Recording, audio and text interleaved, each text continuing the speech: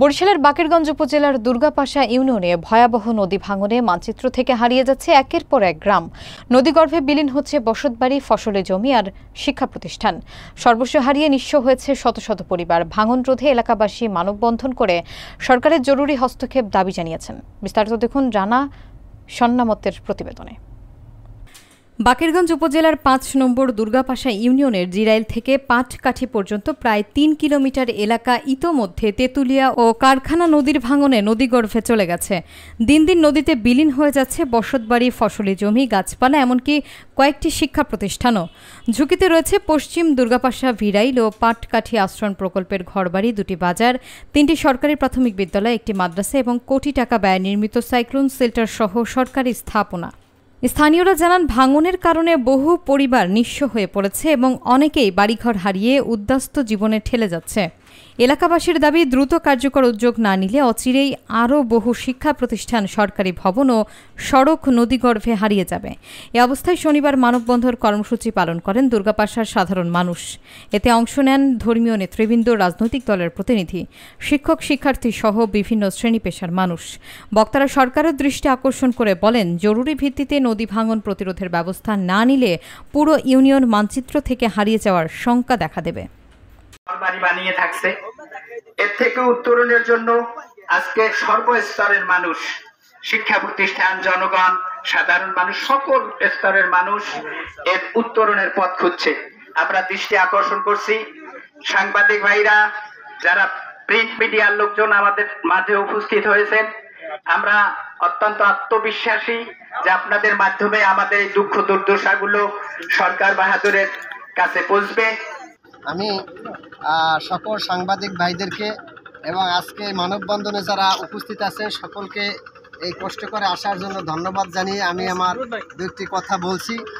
যে আমাদের দুর্গাপাশা ইউনিয়নটা হলো দীর্ঘদিন ধরে, প্রায় ৪০ বছর ধরে এই দুর্গাপাশা ইউনিয়নের নদী ভাঙ্গন কবলে পড়ে আছে। এই নদী ভাঙ্গলের কবলের কারণে আমাদের ৯টি ওয়ার্ডের মধ্যে প্রায় ৬টা ওয়ার্ডই বিলীনের পথে। তার আংশিক কিছু আছে, ৭, ৮, ৯, ৪, ৫, ৬ এই ৬টা ওয়ার্ড বিলীনের পথে। এখন শুধুমাত্র আমাদের মাঝে ৩টে ওয়ার্ড, ১, ২, ৩ এই ৩টে ওয়ার্ড আমাদের মাঝে আছে। কিন্তু দুঃখের বিষয় আপনাদেরকে কি বলবো, যে এই ৩টে ওয়ার্ডও এখন বিরাট একটা অংশ এই অল্প কিছুদিনের মধ্যেই ভেঙে যাচ্ছে। আমাদের এই যে বর্তমান অন্তর্বর্তীকালীন সরকার আছে, তার পানি সম্পদ মন্ত্রণালয় সহ সকলের দৃষ্টি আকর্ষণ করছি, তারা যেন আমাদের এই দুর্গাপাশার মানুষের এই করুণ অবস্থার দিকে লক্ষ্য করে আমাদের এই নদী ভাঙনের জন্য যেন একটি ভালো সিদ্ধান্ত নেয়, যাতে আগামী দিনগুলো আমাদের এই দুর্গাপাশা ইউনিয়নের পরিচয়টা আমরা তুলে ধরতে পারি।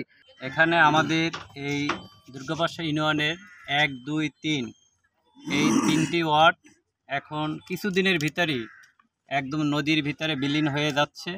সেক্ষেত্রে আমাদের এই এলাকার অনেক বাড়ি ঘর এবং অনেক শিক্ষা প্রতিষ্ঠান এবং মসজিদ সহ বিভিন্ন প্রতিষ্ঠান আজকে নদীর ভিতরে বিলীন হয়ে চলে যাচ্ছে।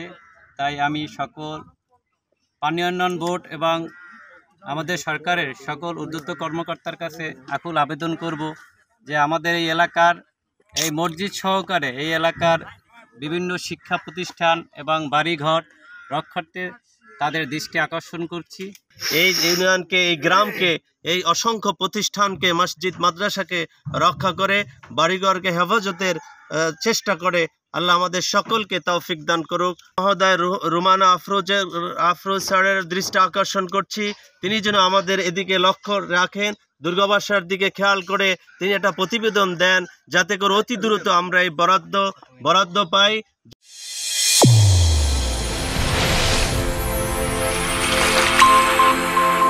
চ্যানেল A1 হৃদয়ের স্পন্দন।